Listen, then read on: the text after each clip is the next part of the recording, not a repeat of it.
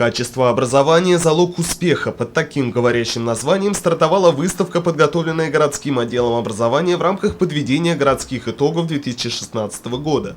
За стеклом витрины магазина «Горняк» разместились экспозиции, наглядно свидетельствующие о плодотворной творческой деятельности и успехах, достигнутых представителями образовательных учреждений Сибая.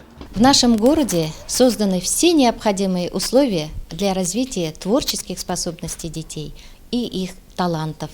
Педагоги дают качественные знания, развивают интеллектуальные, физические, спортивные и творческие способности детей. На нашей выставке мы показали достижения, творческие работы детей и педагогов, детских садов, школ, учреждений дополнительного образования. Проводится очень много мероприятий, и мы их показали в фотографиях.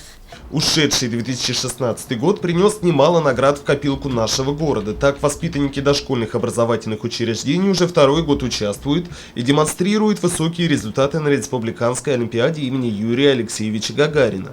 Традиционно больших успехов на различных конкурсах также достигают школьники. За минувшие 12 месяцев юные сибайцы не раз защищали честь города на республиканском и всероссийском уровнях. Доказать высокую профессиональную компетентность и внести весомый вклад в развитие образования удалось и сибайским педагогам.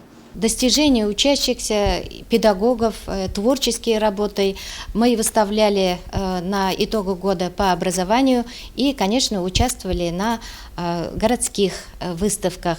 В этом году у нас другой формат, поэтому очень приятно, что горожане смогут посмотреть в течение 2 недель достижения и творческие работы наших детей и педагогов.